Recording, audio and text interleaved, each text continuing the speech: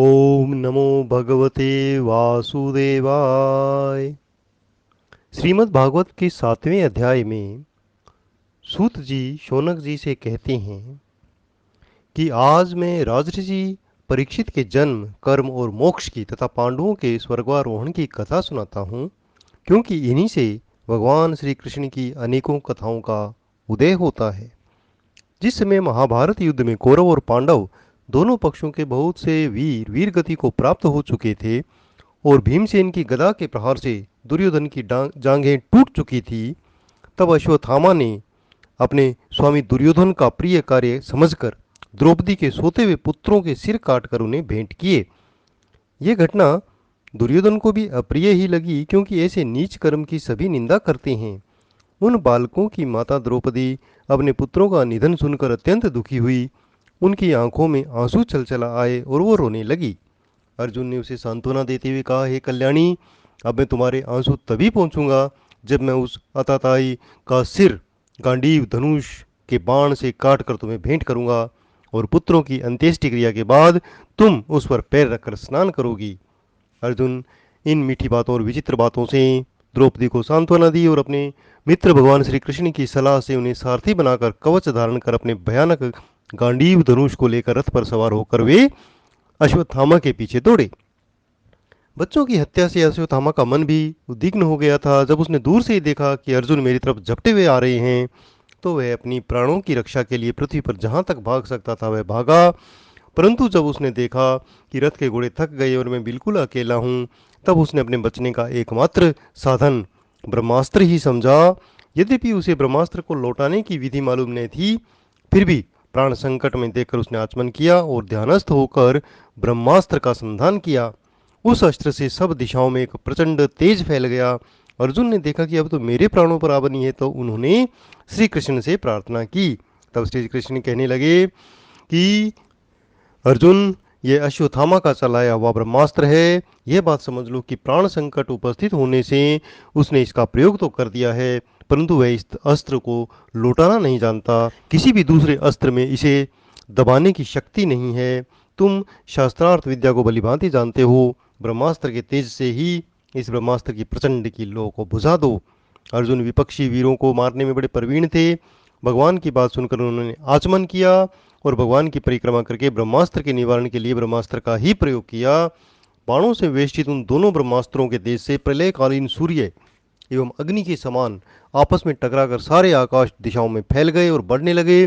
तीनों लोकों को जलाने वाली उन दोनों अस्त्रों की बढ़ी हुई लपटों से प्रजा जलने लगी। उसे देखकर सबने यही समझा कि यह प्रलय काल की सार्वत्रिक अग्नि है। उस आग से प्रजा और लोकों का नाश होते देखकर भगवान की अनुमति से अर्जुन ने उन दोनों को ही लौटा लिया। अर्जुन की आंखें क्रोध से लाल हो रही थी। उन्होंने झपट कर अश्वत्थामा को पकड़ लिया। जैसे कोई रस्सी से पशु को बांध लेता है, वैसे ही बांध लिया और बलपूर्वक बांधकर उसे शिविर की तरफ ले जाना चाहा। तब कमल नयन भगवान श्री कृष्ण ने कहा कि अर्जुन, इस ब्राह्मण धाम को छोड़ना ठीक नहीं है, इसको तो मार ही डालो। इसने रात में सोए हुए निरपराध बालकों की हत्या की है। धर्मवेता पुरुष, असावधान मत वाले पागल सोए हुए बालक, स्त्री, विवेक ज्ञान शून्य, शरणागत, रथहीन, भयभीत शत्रु को कभी नहीं मारते, परंतु जो दुष्ट क्रूर पुरुष दूसरों को मारकर अपना प्राण का पोषण करता है, उसका तो वध ही उसके लिए कल्याणकारी होता है। भगवान श्री कृष्ण ने अर्जुन के धर्म की परीक्षा लेने के लिए इस प्रकार से कहा, परंतु अर्जुन का हृदय महान था। यद्यपि अश्वत्थामा ने उनके पुत्रों की हत्या की थी, फिर भी अर्जुन के मन में गुरु पुत्र को मारने की इच्छा नहीं हुई। इसके बाद अपने मित्र और सारथी श्री कृष्ण के साथ वे युद्ध शिविर में पहुंचे। वहां उसने मृत पुत्रों के लिए शोक करती हुई द्रौपदी को उसे सौंप दिया। द्रौपदी ने देखा कि अश्वत्थामा पशु की तरह बांधकर लाया गया है। निंदित कर्म करने के कारण उसका मुख नीचे की ओर झुका हुआ है तथा अनिष्ट करने वाले गुरुपुत्र अश्वत्थामा को इस प्रकार अपमानित देखकर द्रौपदी का कोमल हृदय भी कृपा से भर आया और उसने अश्वत्थामा को नमस्कार किया। गुरुपुत्र का इस प्रकार बांध कर लाया जाना सती द्रौपदी को सहन नहीं हुआ। उसने कहा कि इन्हें छोड़ दीजिए, ये ब्राह्मण हैं, हम लोगों के लिए पूजनीय हैं। तब अर्जुन ने अपनी तीक्ष्ण तलवार से अश्वत्थामा के सिर की मणि उसके बालों के साथ उतार ली। बालकों की हत्या करने से वह श्रीहीन तो पहले ही हो गया था, अब मणि और ब्रह्म तेज से भी रहित हो गया। इसके बाद उन्होंने रस्सी के बंधन खोलकर उसे शिविर से निकाल दिया। मूंड देना, धन छीन लेना और स्थान से बाहर निकाल देना, यही ब्राह्मण धर्मों का वध है। इसके लिए शारीरिक वध करने का विधान नहीं है। इसके बाद श्रीमद् भागवत के 8वें अध्याय में सूत जी कहते हैं कि श्री कृष्ण के साथ जलांजलि के इच्छुक मरे हुए स्वजनों का तर्पण करने के लिए सभी लोग गंगा तट पर गए। सबने वहां पर मृत बंधुओं का जलदान किया और उनके गुणों का स्मरण करते हुए कुछ देर विलाप किया। तदनंतर भगवान के चरण कमलों की धूलि से पवित्र गंगा जल में पुनः स्नान किया। वहां अपने भाइयों के साथ कुरुपति महाराज युधिष्ठिर, धृतराष्ट्र, पुत्र शोक से व्याकुल गांधारी, कुंती, द्रौपदी सब बैठकर अपने स्वजनों के लिए शोक करने लगे। भगवान श्री कृष्ण ने धौम्यादि मुनियों के साथ उनको सांत्वना दी और समझाया कि संसार के सभी प्राणी काल के अधीन हैं, मौत से कोई बच नहीं सकता है। इस प्रकार भगवान श्री कृष्ण ने अजात शत्रु महाराज युधिष्ठिर को उनका वह राज्य जो धूर्तों ने छल से छीन लिया था वापस दिलाया और द्रौपदी के केशों को स्पर्श करने से जिनकी आयु क्षीण हो गई थी उन दुष्ट राजाओं का वध कराया। उसी समय सबने देखा कि उत्तरा जो अभिमन्यु की पत्नी थी वो दौड़ी चली आ रही है भय से व्याकुल, और आते ही उन्होंने श्री कृष्ण जी से कहा कि हे देवादिदेव जगदीश्वर, आप महायोगी हैं, मेरी रक्षा कीजिए।